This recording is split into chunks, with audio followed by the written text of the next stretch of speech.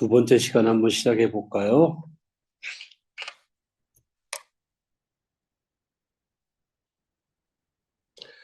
네, 우리 소프트웨어 설계 원리에 대해서 한번 좀 공부해 봅시다.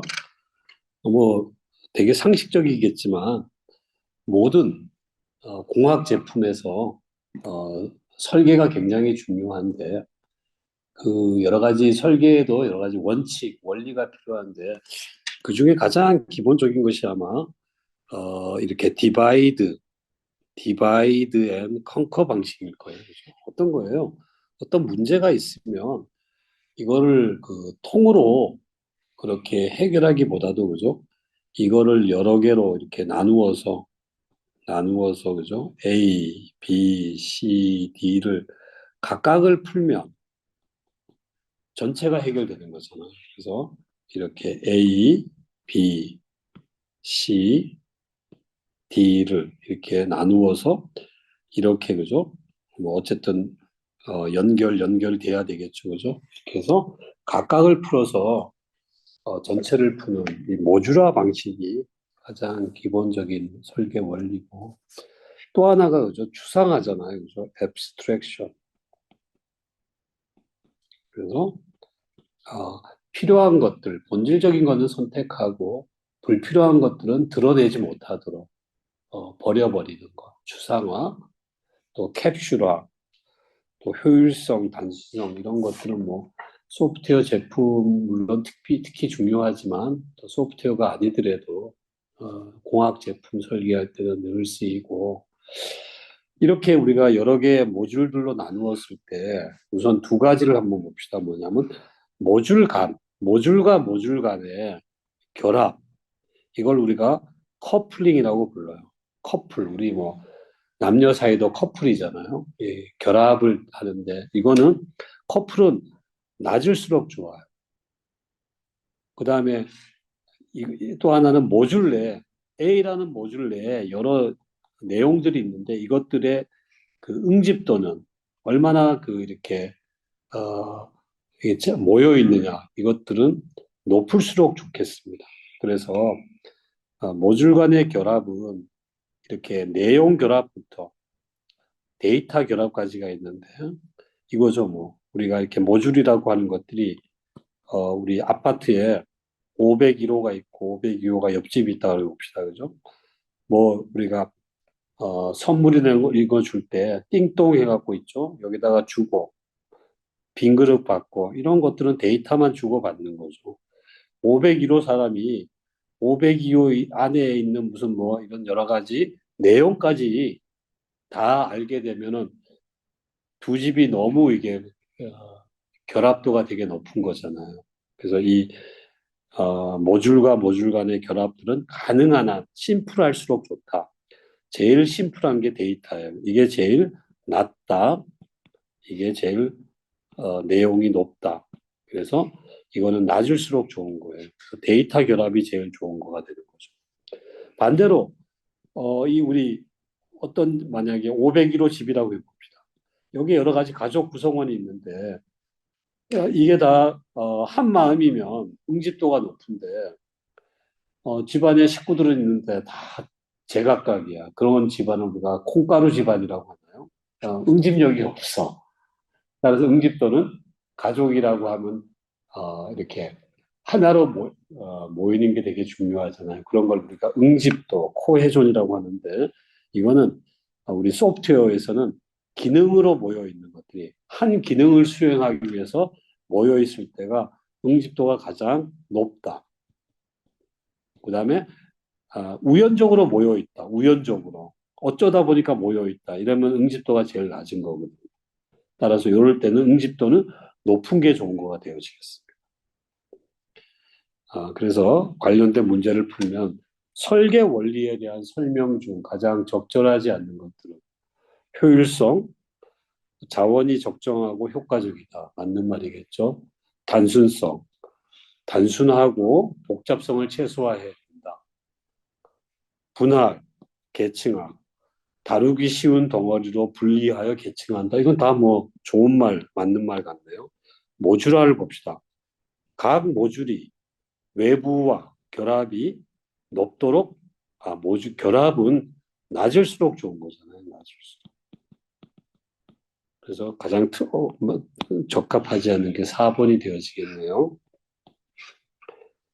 그 다음에 결합도가 가장 낮은 것은 뭐예요? 아까 보니까 우리가 어떤 모듈들이 뭔가 주고받고 해야 되는데 가장 낮은 것들은 데이터를 주고받도록 결합이 되어 있을 때 가장 결합도가 낮다. 그 다음에는 응집력, 코헤전과 커플링이 있는데 가장 그 유지 보수가 용이하게 짝지어진 것은 뭐였어요?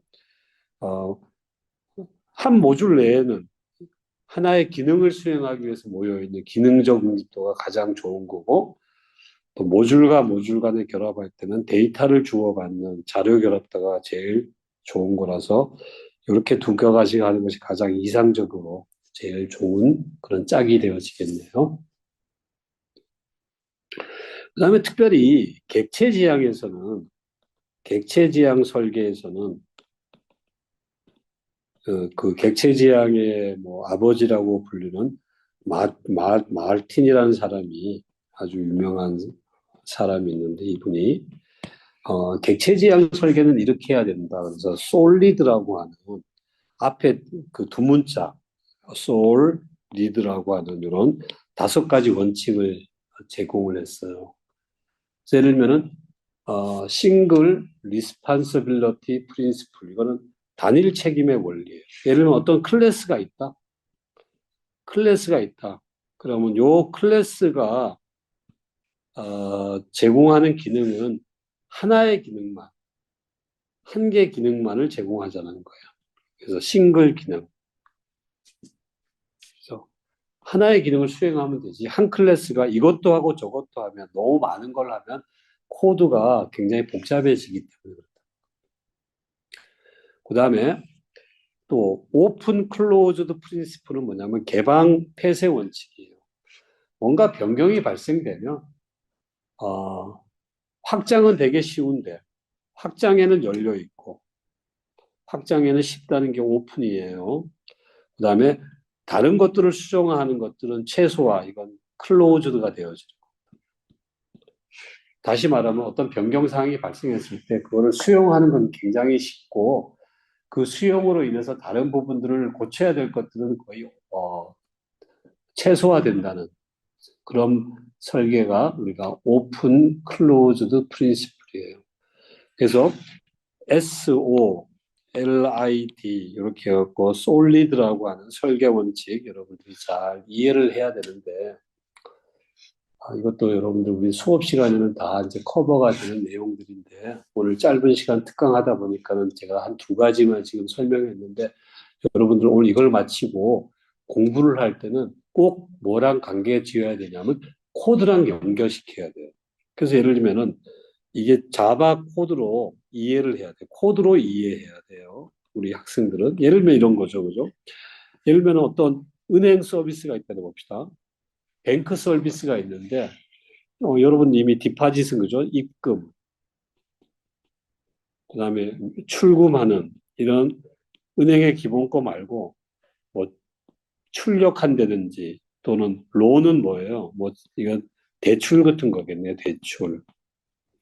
그 다음에 send OTP. 이거는 뭐 비밀번호 관련된 거네요. 그죠? 그래서 은행이라고 하는 서비스가 하는데 입금, 출금, 여기 프린트는 뭐냐면 뭐 출력이라고 한번 해봅시다. 대출 관련된 거, 비밀번호 너무 서비스가 많단 말이에요. 그래서 이런 코드는 뭘 위반했냐면 그죠? 싱글, 리스폰서빌리티, 프린시플, 단일 책임의 원리를 이제 이렇게 준수하지 못한 거잖아요. 그러면 이걸 이제 어떻게 고치냐면 이렇게 고치자는 거거든요. 야, 뱅크 서비스는 입금하고 출금 기본 기능만 해. 그 다음에 여기 론 서비스는 이건 대출이잖아요. 이거는 또 하나의 클래스로 해서 여기서는 대출 관련만 해. 프린터는 여기서만 해. 비밀번호를 전송하는 것들은 이 클래스만 해. 이거는 각 클래스마다 한 기능만 하도록 이렇게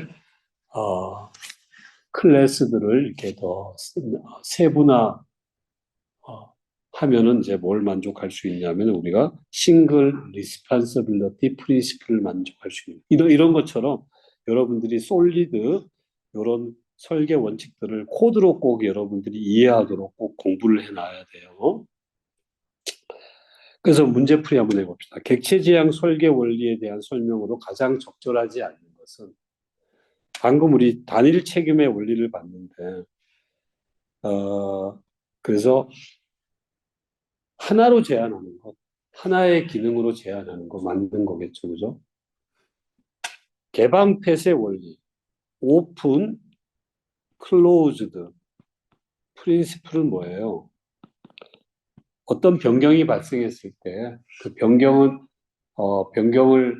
되게 쉽게 허용하도록 수정은 최소화하고 확장은 열려 있도록 하는 게 오픈, 클로즈드 프린시플인데 이거는 사용하지 않는 인터페이스를 강제로 구현해서는 안 되는 원리다. 이거는 이제 어울리지 않는 말이 되어지겠네요.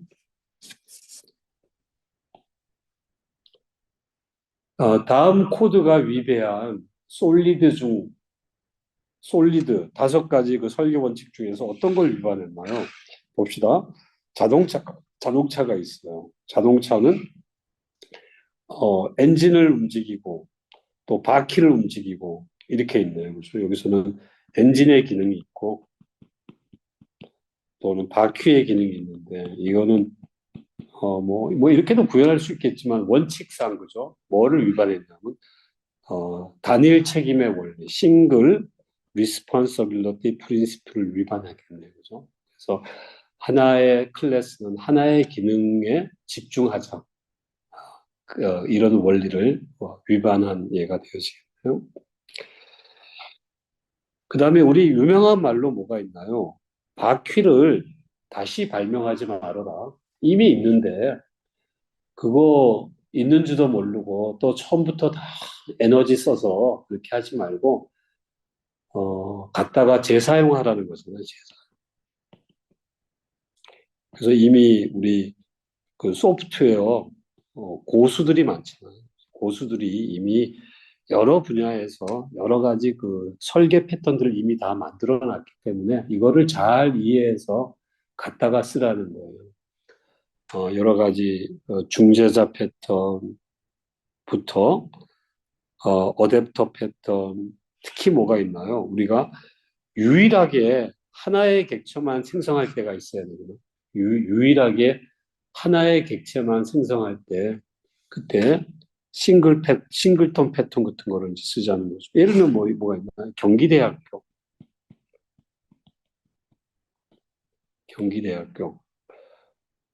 이 경기대학교는, 지구상에 유일하게 하나만 있어야 되는 거죠. 예전에, 경기도의 어떤 대학이 국립대학인데, 자기 학교의 교명을 경기대학교로 쓰겠다는 거예요. 그 경기도의 도립대학이니까는 경기대학교를 쓰자 그러는데, 우리 경기대학교는 이미 1947년인가요? 그때부터 우리가 이미 경기대학교 이름을 쓰고 있는 거잖아요. 그래서, 세상에 2개의 경기대학교가 어떻게 존재할 수 있겠어요. 그래서 우리가 법원에다가 이의를 제기해서 그렇게 경기대학교 이름을 쓰지 말라. 그래서 우리 경기대학교는 유일하게 우리 경기대학교 하나만 존재해야 되는 거잖아요. 그래서 어떤 객체를 유일하게 생성할 때 이런 싱글턴 패턴 같은 것들을 이제 쓰게 되는데 우리가 개발을 할 때 어떤 적합한 이런 설계 패턴들을 잘 활용할 수 있어야 되겠죠. 예를 들면은 싱글턴 패턴의 특징으로 오는 것은 뭐가 있나요? 클래스의 인스턴스를 여러 개 생성할 수 있다? 뭐 경기대학교를 뭐 너도 나도 쓴다? 이건 말도 안 되는 거겠죠. 인스턴스를 한 번만 생성하고 그거를 전역적으로 공유한다? 네. 요게 이제 정답이 되어지겠네요. 한 번만 생성합니다. 그러면 이제 이런 문제들이 많이 나올 수가 있거든요. 싱글턴 패턴을 자바로 한번 구현할 수 있겠는가? 그래서 예를 들면 이런 걸 한번 봅시다. 데이터베이스가 있어요. 데이터베이스가 굉장히 아주 무거운 객체잖아요. 그래서 아주 무거운 객체니까는 얘는 한 번만 생성해야지 이 데이터베이스를 또 계속 여러 번 생성하면은 메모리가 다 소진이 되어 버리잖아요. 그래서 데이터베이스를 오직 한 번만 생성한다? 그럴 때 싱글톤 패턴 어떻게 하냐면 먼저 이 그 생성자를 프라이빗으로 막아놔요. 외부에서는 얘를 마음대로 못 쓰도록 프라이빗으로 막아놓고 두 번째 생성할 수 있는 예를 들면은 메소드를 하나 만들어요. 예를 들면 get 인스턴스 같은 걸 만들어서 여기에서 그 이미 오브젝트가 만들어져 있는지 안 만들어져 있는지 비교해서 안 만들어져 있다면 처음이라고 한다면 new 데이터베이스 요 생성자를 콜해 갖고 객체를 한 번만 생성을 하는 거.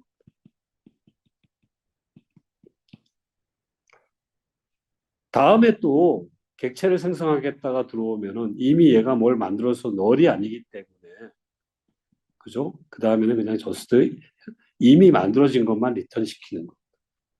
그래서 이렇게 우리가 그 자바로 구현해 하다 그러면은 생성자를 프라이빗으로 막고 두 번째 퍼블릭하게 어 이렇게 그 생성자를 하나 자기가 만들어서 여기 if 로직을 통해서 이미 만들어졌는지 안 만들어진지를 체크해서 한 번만 생성하도록 이런 코드를 여러분들이 만들어 놓으면 되겠어요. 그다음에 이거는 여러 가지 디자인 패턴과 관련된 건데 실행 시간에 런타임 때 기능을 추가할 수 있는 그런 패턴은 사실은 여기서 뭐가 되냐면 사실은 우리가 데코레이터 패턴이 되어지는 거예요.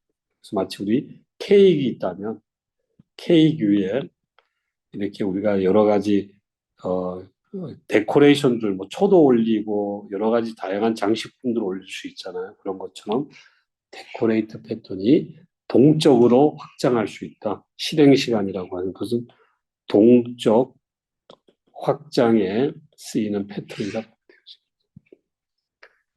아래와 같이 그 공항으로 가는데 버스로도 가다가 어떨 때는 자동차로 갔다가 또 택시로도 갔다가 운송수단을 다이나믹하게 이렇게 바꾸고자 할 때, 그럴 때 가장 적합한 패턴은 약간 조금 어렵지만은 이런 패턴들은 전략 패턴이라고 해서 스트레러지 패턴이 되어지겠어요. 스트레터지 패턴으로 되어서 다이나믹하게 실행 방식들을 이렇게 변경할 수 있는 그런 패턴이 되어지겠습니다. 아래와 같이 어떤 그 비디오를 재생해주는 굉장히 많은 이런 그 비디오 변환 방식이 있다. 비디오 변환 방식이 있는데 여러 가지 그 다양한 그 비디오 변환하는 알고리즘이 있는데 이게 내가 지금 그 응용 프로그램이에요. 근데 이걸 내가 직접 쓰려니까 너무 복잡한 거야. 그래서 내가 직접 이걸 호출하지 말고 여기 에이전트에게 야, 나는 이 그 비디오 변환하는 알고리즘을 잘 몰라. 그러니까는 너가 알아서 좀 이렇게 조정해줘. 그럴 때 이와 같이 비디오 컨버터라고 하는 이 사용자가 사용하기 쉽도록 대행해서 사용자를 대신해서 이 복잡한 비디오 변환을 컨트롤하는 이런 패턴들이 뭐가 되냐면 이건 아주 복잡한 것들이잖아요. 복잡. 이거는 난데 나는 단순한 거랑 이렇게 커뮤니케이션하고 얘가 나를 대신해서 복잡한 건 다 핸들링 해주는 요와 같이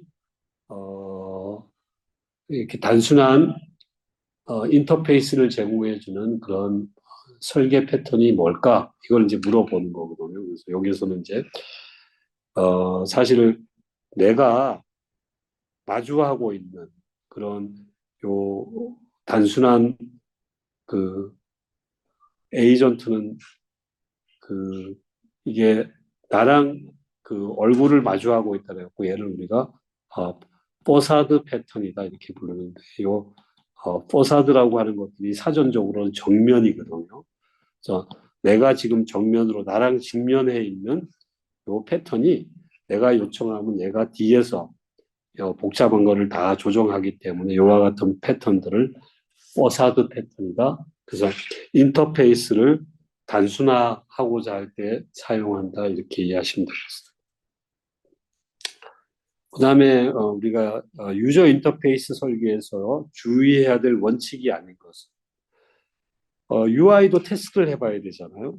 테스트에서 여러 가지 사용자 인터페이스를 만들어 놓고 테스트를 해야 되기 때문에 테스트에서 인터페이스를 만들지 않는다. 이거는 이제 틀린 말이 되어지겠습니다.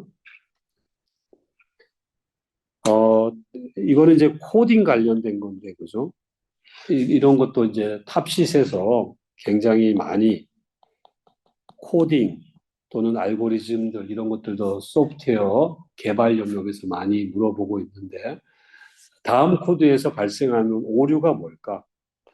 이거는 데이터를 받아들여서 5, 2, 07을 받아들여서 자꾸 이제 나누는 거네요. 그죠? 이 데이터에 5도 들어오고 2도 들어오고 0도 들어오고 7도 들어오는데 0일 때가 문제네요. 그죠? 0으로 나누면은 어 이게 디바이드 바이 제로 오류가 발생되는 거잖아요. 그죠? 그래서 이거는 오류는 뭐냐면은 뭘 나누는데 디바이드 바이 0으로 나누는 이런 오류가 생기는 거죠. 오류가 발생하지 않도록 if문을 어떻게 추가하면 되는 거예요.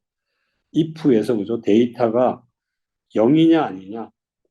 그래서 0이라고 하면 그냥 스킵하면 되는 거잖아요. 0이 아닐 때만 나누어지도록 해서 이런 오류를 피하면 된다. 19번. 다음 코드에서 발생할 수 있는 예외를 설명해봐라. 예를 들면은 어떤 텍스트가 들어왔는데 이 텍스트가 헬로우와 같냐? 그러면은 텍스트가 헬로우다 이렇게 출력해 주는데 이때 발생할 수 있는 예외가 뭐나요? 이 텍스트에 아무 문자열이 없는 널이면은 여기 텍스트 이퀄즈가 널이 되어지는 거죠. 그래서 이거는 널 포인터 익셉션이 발생할 수가 있어서 예외를 해결할 수 있는 방법은 텍스트가 널과 같지 않을 때, 그때 이 헬로우와 같으면 텍스트 is hello라고 해서 이렇게 두 가지 조건이 동시에 만족하는지를 체크해주면 예외를 해결할 수 있겠습니다. 다음 설명에 해당되는 알고리즘이 뭐냐? 어떤 배열의 가운데 위치한 수와 찾고자 하는 수를 비교한다는 거예요. 그죠? 중간에 있는 값이랑 비교를 해서 찾고자 하는 수보다 탐색한 수가 크다면은 이 왼쪽에서 더 찾고 반대로 적으면은 오른쪽에서 찾는다.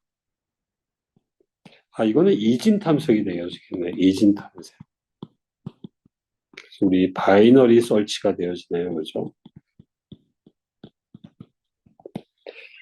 그러면서 이거가 되기 위한 선행 조건은 뭐예요? 이거는 데이터들이 이렇게 2, 3, 5, 8, 13, 16 이런 식으로 그죠? 데이터들이 뭐가 되어 있냐? 20. 데이터들이 미리 사전에 오름차 순으로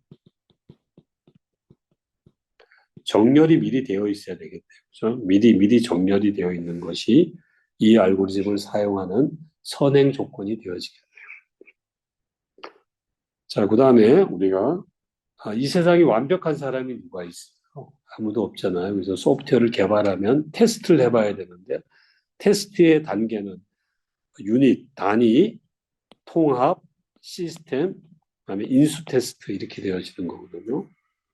저는 테스트를 잘 이해하고 또 테스트들 간의 차이점, 블랙박스 테스트냐, 화이트박스 테스트냐 이런 차이점을 잘 이해하고 요거는 어떨 때 하는 건가요? 블랙박스와 화이트박스 테스트 데이터를 설계할 때 블랙박스 방식이 있고 화이트 박스 방식이 있어서 차이점을 잘 이해하고 또 인수 테스트 할 때는 알파 테스트가 있고 베타 테스트가 있어서 이 차이점을 잘 이해할 수 있어서 우리 소프트웨어 엔지니어라고 하면 내가 개발한 소프트웨어를 출시 이전에 숨어 있는 버그들을 찾아낼 수 있는 역량이 있어야 되겠어요. 특히 우리가 프로그램이 제대로 되었는지를 확인하기 위해서 테스트 데이터가 필요한 거잖아요. 그죠? 이건 확인을 위한 모의 데이터란 말이에요. 이 모의 데이터를 어떻게 설계하느냐? 블랙박스 방식이 있고 화이트박스 방식이 있어요.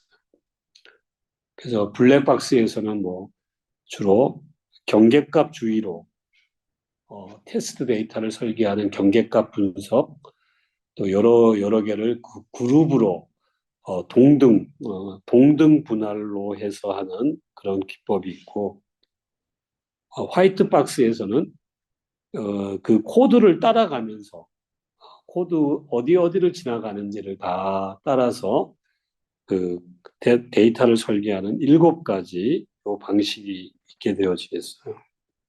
그래서 여러분들이 이렇게 블랙박스 방식으로 테스트 데이터를 만드는 방법, 또 화이트 박스로 데이터를 만드는 방법, 요거를 잘 여러분들이 꼭 탑시시 아니더라도 또 소프트웨어 엔지니어들이기 때문에 내가 개발한 코드들을 이게 어, 제대로 짰다 이런 거를 입증할 수도 있어야 되잖아요. 그러려면은 그 이 프로그램을 확인할 수 있는 모의 데이터들을 만드는 것도 굉장히 중요하기 때문에 그래서 지난번에 우리 CSTS도 시험도 있었지만은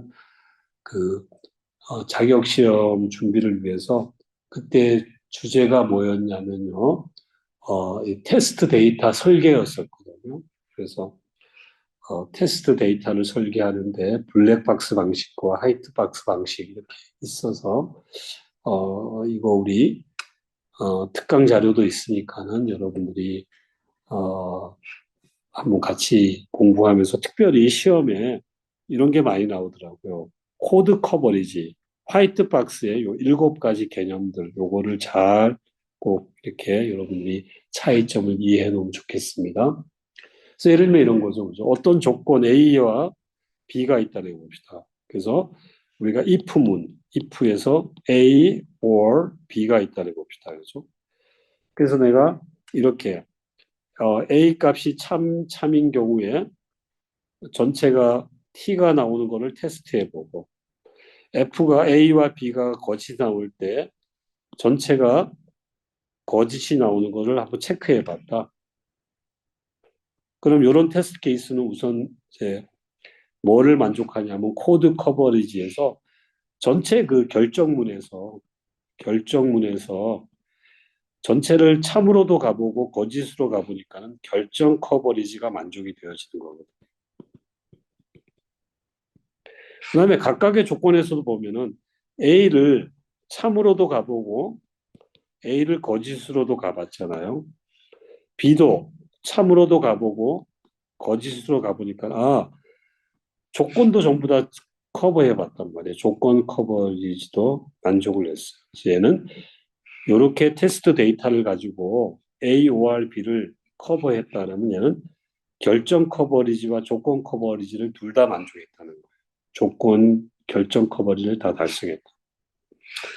MCDC를 한다면, 그죠?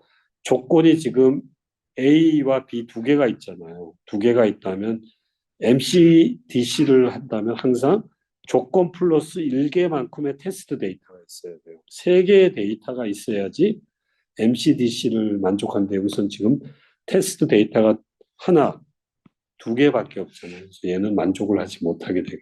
그래서 설명으로는 3번이 설명이 되어지겠어요.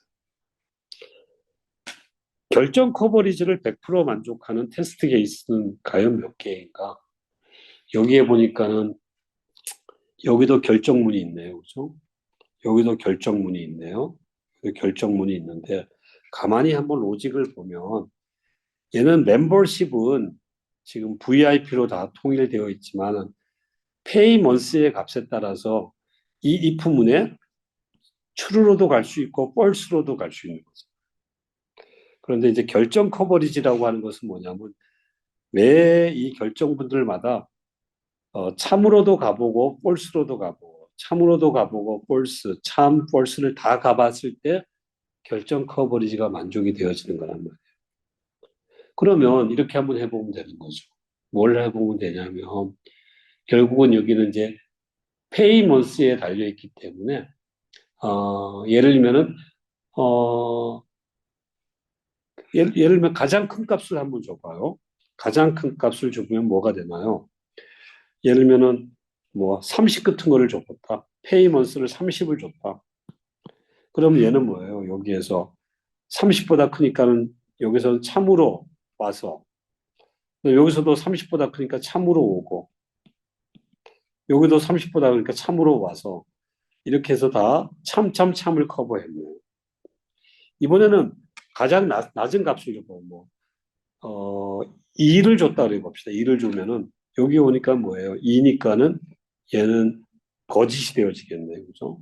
그래서 얘는 false를 커버해 봤어요.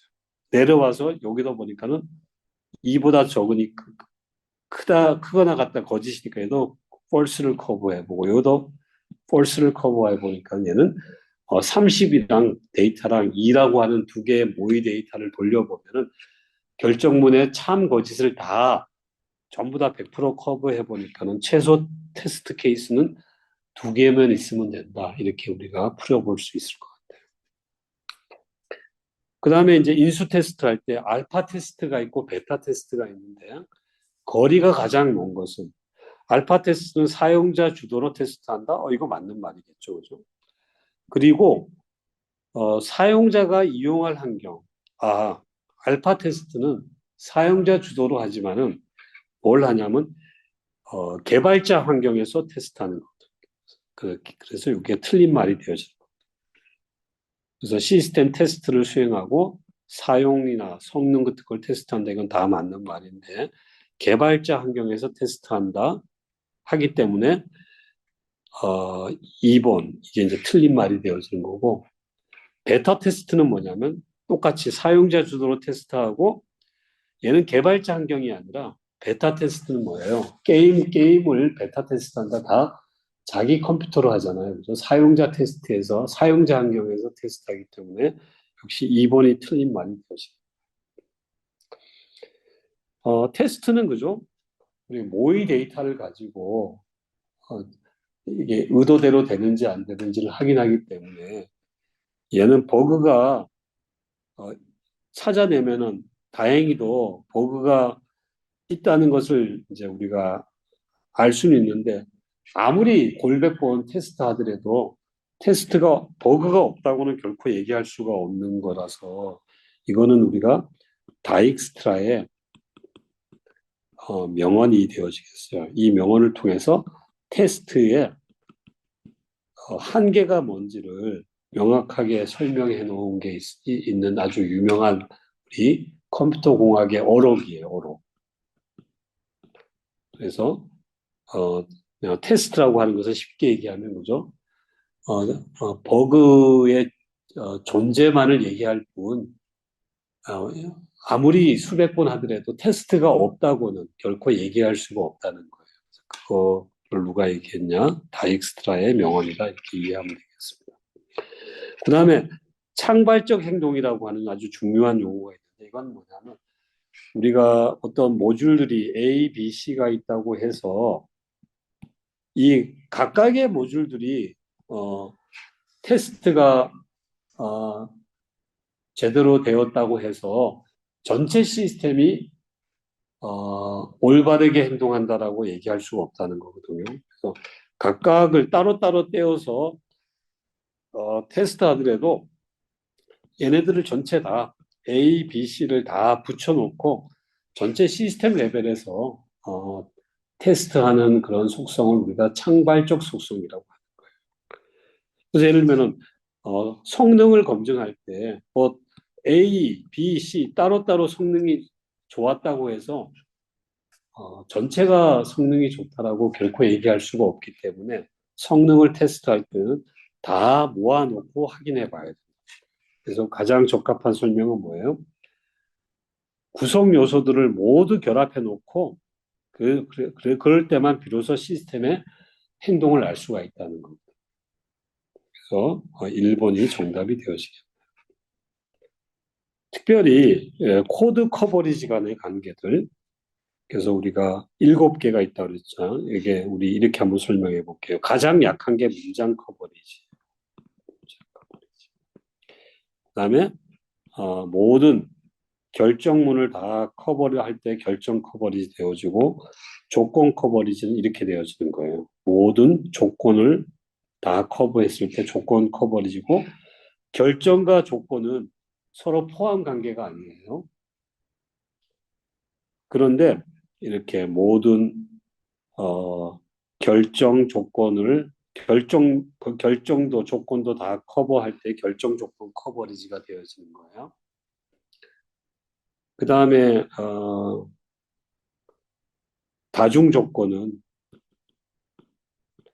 모든 조건들의 그 조합을 다 조건의 조합을 테스트해 보는 거거든요. 그런데 얘는 되게 좋은데 조합이 n개 있으면 조합의 수는 n제곱으로 늘어나기 때문에 2의 n승계로 늘어나기 때문에 조합이 지수적으로 폭발할 수가 있어서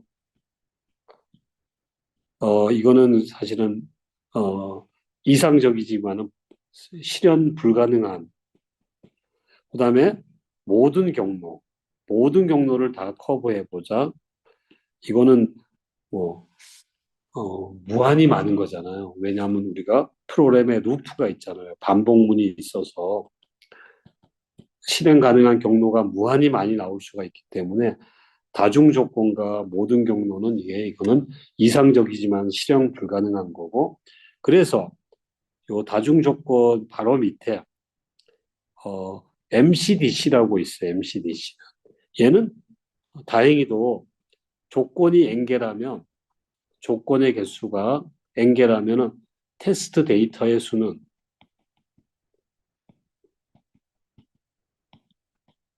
n 플러스 1개만을 요구해요. 굉장히 n이 커더라도 선형적으로 증가한단 말이에요. 그래서 요 MCDC가 지금 산업계에서 쓸 수 있는 가장 파워풀한 화이트 박스 테스트 기법이 되어지는 거거든요. 그래서 이렇게 7가지의 장점, 단점들, 포함 관계들, 그 다음에 어디까지가 실현 가능한 건지, 또 실현 불가능한 건지, 그 다음에 현재 최고로 파워풀한 기법은 MCDC다. 이런 것들 여러분이 잘 이해하면 좋겠습니다. 그 다음에 프로그램은 과연 얼마나 복잡할까? 옛날에는 코드의 라인이 길면 길수록 복잡하다고 했는데 그게 우리 작은 고추가 맵다고 그러잖아요. 크다고 복잡한 게 아니라 작지만 더 복잡한 게 있을 수가 있어서 그 프로그램의 그 복잡도는 그죠? 우리가 뭘로 카운트해야 되냐면은 순환 복잡도라고 하는 개념이 있어요. 이걸로 카운트해야 되는데 이 프로그램의 순환 복잡도는 뭐냐면 이 프로그램을 이렇게 그래프로 표현했을 때 이 그래프의 면의 수와 일치하거든요. 그래서 한번 봅시다. 이 프로그램은 얼마나 복잡할까? 여기에 보면 면의 수가 뭐가 있나? 여기 안에 면이 하나 있는 거잖아요. 이렇게 둘러싸인 거 하나 면, 또는 여기도 하나의 면 또는 영역이 되어지는 거죠. 면이나 영역이나 같은 말인데 여기 하나 있는 거죠. 그 다음에 바깥에 외부 영역 하나 이렇게 해서 3개가 있는 겁니다. 얘는 공식으로 얘기한다면 뭐냐면 영역의 수 이거는 뭐냐면은 엣지의 수 마이너스 노드의 수 플러스 2가 되어지는데 여기에 보면 이와 같은 이런 선들이 몇 개 있나요? 선들이 10개가 있네요. 그죠? 노드들은 몇 개가 있나요? 하나, 둘, 셋, 넷, 다섯, 여섯, 일곱, 여덟, 9개가 있네요. 그죠? 플러스 2 하니까는 얘는 3이 나와서, 얘는 3만큼 복잡하다. 3만큼 복잡하다. 그래서 프로그램이 주어지면 그 복잡도를 계산해낼 수가 있다. 보면 되어지겠어요. 예를 들면은 이 프로그램의 순환 복잡도. 얘는 얼마나 복잡한 프로그램이냐? 복잡도를 계산하시오 그러면은 여러분 그냥 이렇게 면의 수 1, 2, 3, 4, 5 이게 면이라는 게 영역이잖아요. 그죠? 이렇게 둘러싸인 영역이잖아요. 그죠? 이거 이렇게 또 둘러싸인 영역 그다음에 이제 외부 영역은 뭐예요? 이렇게 사실은 이거를 제외한 것이 또 외부 영역이잖아요. 그래서 6이 되어지는 거죠.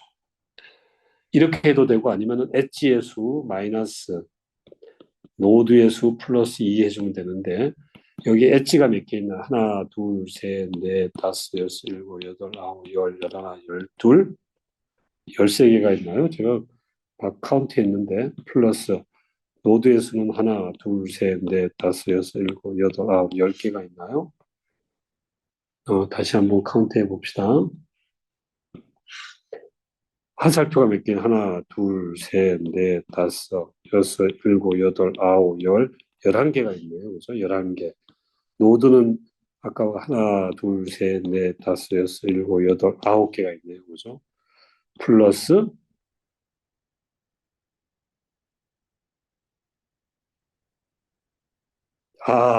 2가 되면 되는데, 여기서 이렇게 카운트하면 안 되겠네. 왜냐하면 여기에 보면 B 같은 경우에는,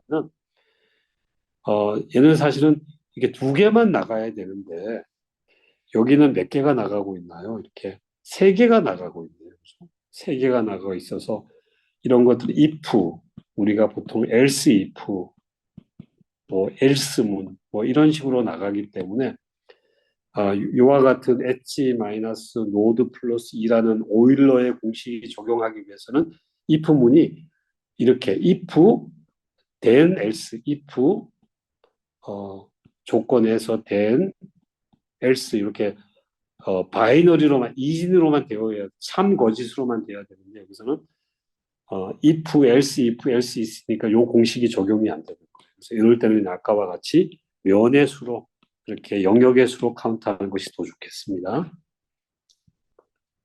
그 다음에, 우리가 뭐 이런 것도 있잖아요. 그죠? 우리 그 뭔가 제품은 닦고 조이고 기름쳐야 되잖아요. 그죠? 우리 소프트웨어를 개발하면, 이제 사용 중에 또 닦고 조이고 기름치는 것처럼 유지보수가 있어야 되잖아요. 그죠? 그래서 유지보수 4가지 유형, 수정하는 유지보수, 또 새로운 데이터베이스나 OS가 나왔어. 거기에 또 맞춰줘야 되잖아요. 그래서 적응해주는 유지보수, 그 다음에 새로운 기능을 추가하는 것, 이것들은 우리가 퍼펙티브한 완전형 유지보수, 그 다음에는 뭐 에러나 뭐 이런 게 없는데도 미래를 대비해서 예방 차원에서 유지보수하는 프리벤티브 예방형 유지보수가 있는데 여기에서는 대표적인 것이 요 리팩토링 같은 것들이 대표적인 예방형 유지보수가 되어지는 거거든요. 그래서 이렇게 4가지 유지보수 중에서 가장 비중을 많이 차지하는 것들은 뭐냐면 결국은 요 완전형 새로운 기능 추가하기 위해서 기존 소프트웨어를 변경하는 것들이 제일 많은 비중을 차지하고 있네요.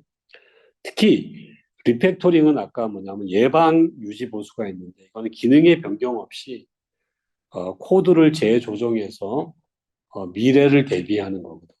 왜 그러냐면 우리가 어떤 프로젝트를 하다 보면은 마감 시간에 쫓겨서 그냥 이렇게 기능 구현에 급급해서 코드를 내부적으로 보면 막 엉망으로 이렇게 짜는 경우들이 사실 많거든요. 또 학교의 텀 프로젝트뿐만 아니라 기업도 그래요.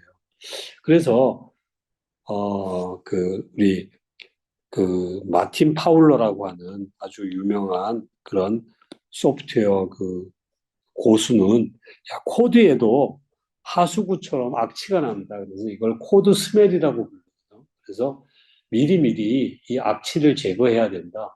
그래서 예를 들면 중복된 코드가 있으면 중복을 제거하고 긴 메소드가 있으면 메소드를 분할하고 클래스가 너무 크면 적은 클래스로 분할을 해서 이렇게 악취들 이걸 미리미리 제거를 하자. 이런 것들이 이제 리팩토링이 되어지는 겁니다. 예를 들면 뭐 이런 거 있잖아요. 우리 if 문에서 두 개의 숫자를 이렇게 맞교환하는 게 있다. 그러면 이런 코드들 대신에 하나의 메소드를 추출해서 수압이라고 하는 메소드를 추출하고 여기에서는 필요할 때 호출만 하면 되는 거잖아요. 이렇게 하면 코드가 가독성이 훨씬 높아지는데 이런 것들을 우리가 메소드 추출 리팩토링이라고 이렇게 부릅니다. 아까 우리가 클래스는 한 가지 기능을 수행해야 된다 그랬잖아요. 그런데 여기 보니까 이름, 또 전화번호와 관련된 전화번호, 지역번호, 그다음에 전화번호 넘버가 있다면 이런 것들도 리팩토링을 통해서 그냥 이렇게 고객의 커스터머 클래스와 그다음에 전화 관련된 클래스를 따로 추출해서 여기에서는 이제 전화번호 관련된 것들만 이렇게 그 참조하도록 이와 같이 리팩토링 하는 것들은 또 클래스 추출 리팩토링 그렇게 해갖고 에러는 없지만 미래를 대비해서 여러 가지 그 코드의 그 가독성을 높이고 그래서 코드의 스멜을 제거하는 것을 우리가 리팩토링이라고 불러요. 만약에 어떤 소프트웨어가 인터넷 익스플로러만 동작했는데 이제 크롬에서도 동작하도록 이걸 유지 보수하고 싶다. 그러면 이건 어떤 유형이 되어지는 거예요? 예, 이전에는 인터넷 익스플로러로만 하다가 이제 크롬도 지원해 줘야 되겠다. 이거는 적응형 유지 보수가 되어지는 거겠죠. 그다음에 메소드 추출 같은 리팩토링 앞에서 봤는데 이거는 왜 이걸 해야 되는지 가장 적절한 이유를 고르시고 한다면 그죠? 코드 내에 중복된 로직을 제거해서 가독성을 높일 수 있는 거가 되어지겠죠. 그래서 2번이 제일 적합한 설명이 되어지겠네요. 보기에 클래스 다이어그램이 있어요. 이거는 뭐가 있냐면 디파짓, 또 펜션 뭐 이런 게 있는데 이 펜션은 뭐 연금인가요? 이런 게 있고 그렇죠? 디파짓은 뭐 저축이 있나요? 이거 다 돈과 관련되어 있기 때문에 이렇게 디파짓도 공통인 부분, 공통인 메소드, 또 연금에도 공통인 속성이랑 메소드들 따로따로 갖추지 말고 리팩토링 기법을 적용해서 이거는 뭐예요? 클래스 추출이 되어지겠죠, 그죠? 클래스 추출이라고 하는 걸 통해서 이렇게 세이빙 어카운트를 통해서 공통인 것들을 다 세이빙 어카운트로 올리고 디파짓이나 펜션은 자기 고유한 것들만 갖도록 이렇게 되면 코드의 가독성이 훨씬 높아지겠죠, 그죠? 그래서 이렇게 사용되는 리팩토링 기법은 클래스 추출 기법이 되어지는 거고, 그러면 이렇게 세이빙 어카운트 같은 것들을 자바 코드로 옮겨봐라. 그러면 이건 어쨌든 실제 존재하는 건 아니잖아요. 세이빙 어카운트란 실제 존재하는 것은 디파짓이나 펜션이 존재하는 거니까는 그래서 이렇게 실제 존재하지 않는 그런 클래스다. 그래서 얘를 우리가 앱스트랙트 클래스다. 이렇게 이제 부르니까는 여기에다가도 앱스트랙트를 이제 달아줬네요. 그죠? 앱스트랙트 클래스다. 그래서 이걸 자바로 바꿀 때는 이렇게 앱스트랙트 클래스 이렇게 해서 자바로도 이렇게 우리가 코드도 구현할 수 있는 역량들 이렇게 보여주면 좋겠습니다. 리팩토링은 어떤 유지 보수와 연관성이 있느냐? 리팩토링은 그죠? 코드에 뭐 버그나 이런 건 없는데 내가 너무 마감 시간에 쫓겨서 막 급하게 그냥 기능에만 기능 구현에만 너무 이제 하다 보니까 이 코드가 너무 이거 나중에 뭐 탈날 것 같아요.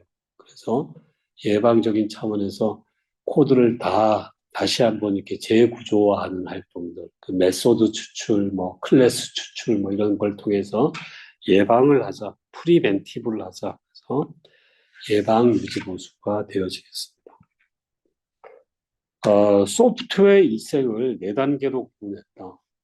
소프트웨어를 이제 개발하고, 그래서 이제 우리가 사용을 고객 사이트에서 하다 보면 그 고객의 조직과 함께 소프트웨어도 계속해서 진화하겠죠. 어느 정도 이렇게 계속 진화하다가 어느 시점에서는 그냥 더 이상 이제 변경은 하지 말고 어, 아주 사소한 것만 변경해주고 서비스하는 데만 집중하자. 그 다음에는 이제 이 소프트웨어가 오래되다 보면 이제 은퇴 시기가 오면 변경도 하지 말고 얘는 온리 오직 서비스만 제공하다가 이제는 마지막 그죠? 소프트웨어가 이제 퇴장을 하겠죠. 어, 소프트웨어도 이제 사라지겠죠, 그죠?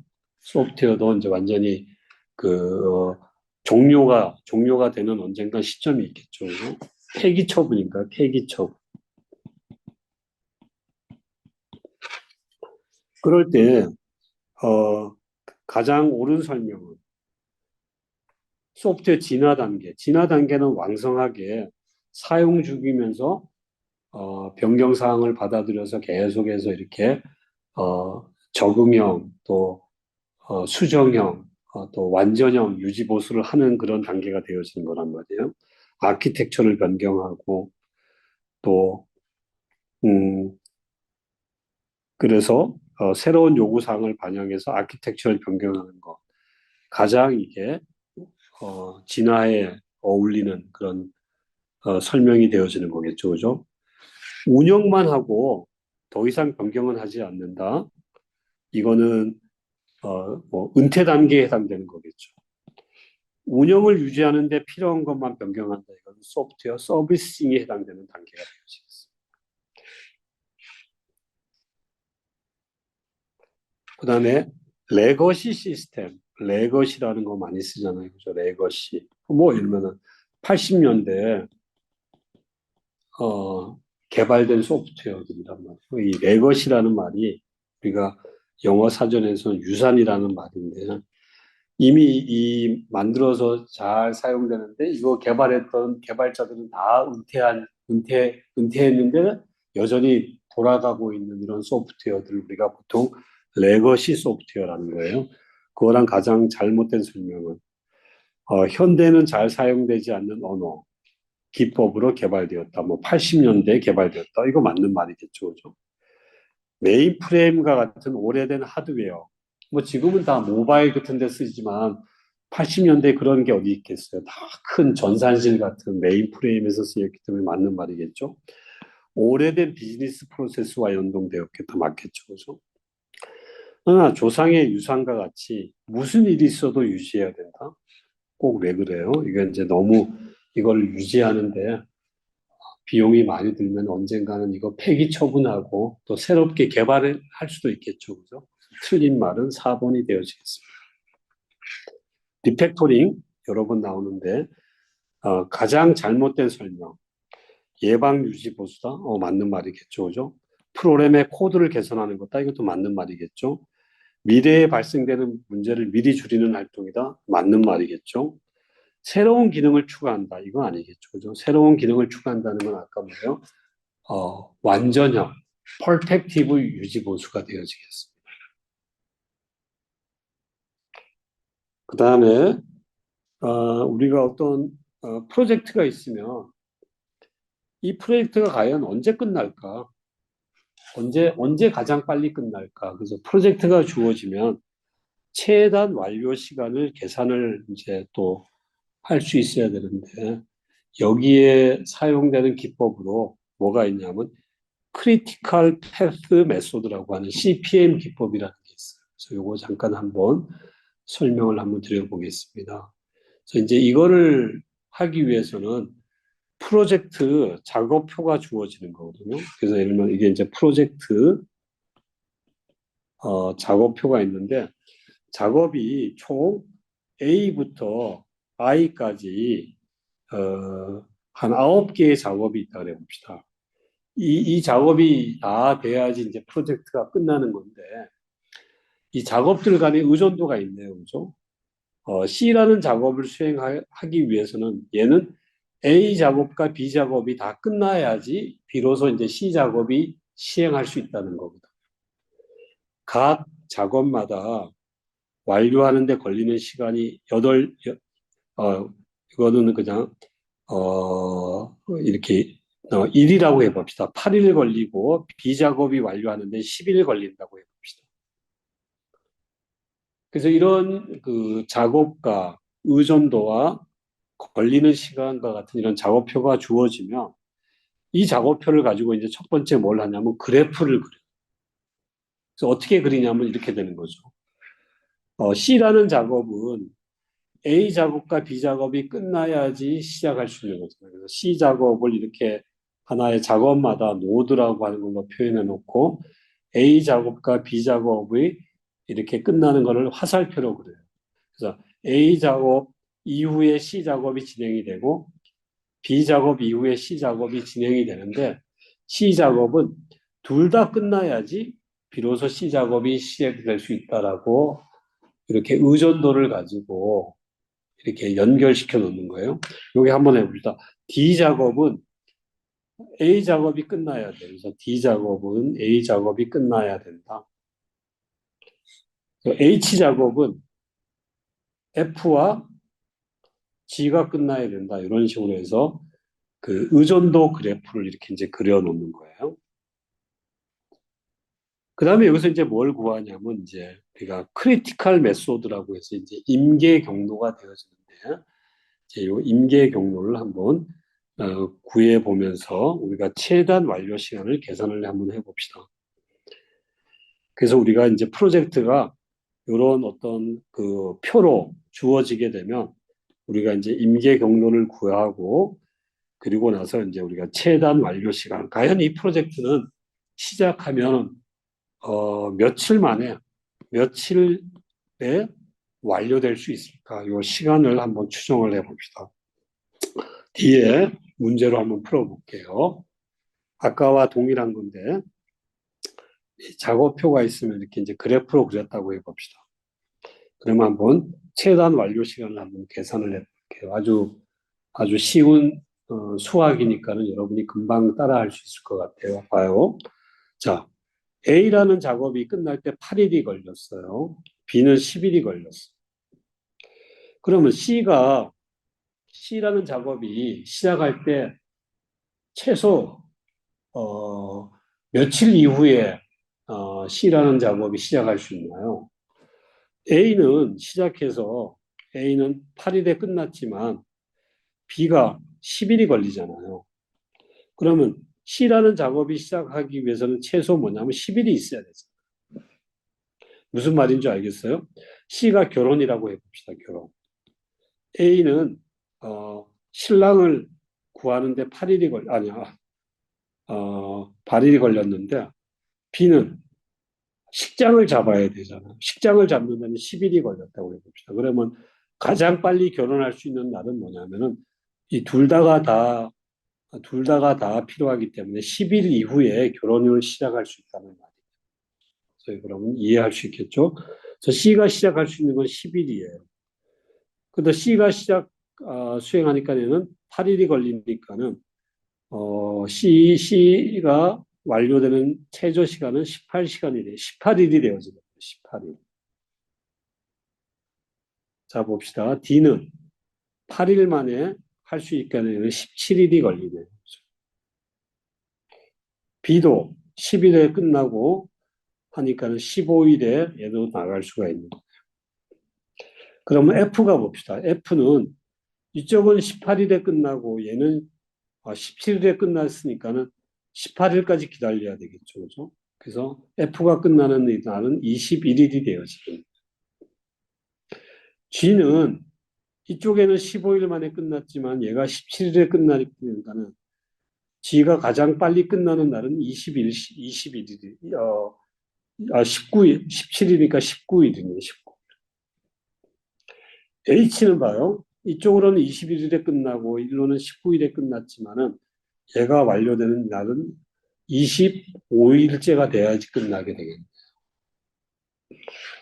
I는 어떻게 되나요? I는 이쪽으로는 15일 만에 끝났지만 이쪽은 21일에 끝났기 때문에 21일째를 기다렸다가 3일 하니까 24일에 끝났네요. 그죠? 24일, 25일이 걸렸어요.